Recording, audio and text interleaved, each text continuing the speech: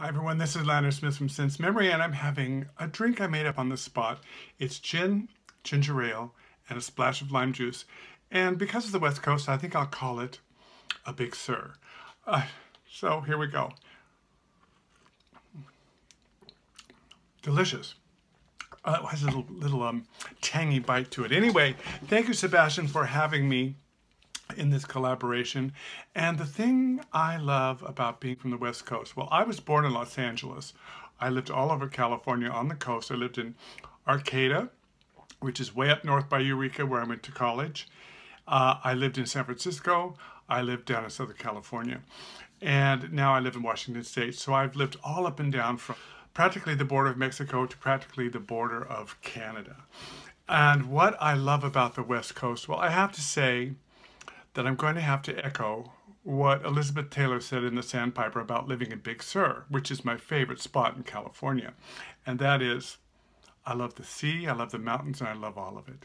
California, especially, just seems to be like the gods took the earth and tilted it on its side and shook it, and all the best parts from all over the world slid into California. You've got your deserts, mountains, beaches, redwoods, beautiful Central Valley. It has everything, including something that really affected me growing up, and that is the film industry in Los Angeles. I have to say that growing up in LA in the 60s, being a teenager in the 60s and my early 20s in the 70s, all of us who were kids at that time had this feeling we were in the center of the universe because of what Diana Vreeland called the youthquake was happening there, the entertainment industry, and lots of music was happening there. And there were the beaches and surfing and dancing and just everything. And we had Sonny and Cher too. So I think that's what I liked about, or do like about, living in the West Coast, is that it has the best of everything in America right there on the West Coast, including in Oregon. And I'm learning a lot about Washington State, which has many wonderful things too, and it's incredibly beautiful. So I'm very lucky to be a West Coaster. The two fragrances that work best in my part of the woods right now in spring, and it's 80 degrees outside, beautiful day, just worked in the garden, planted some flowers. But the two fragrances that work best for me, I would have to say right now, would be Mandarino di Amalfi by Tom Ford, and there you see the beautiful bottle.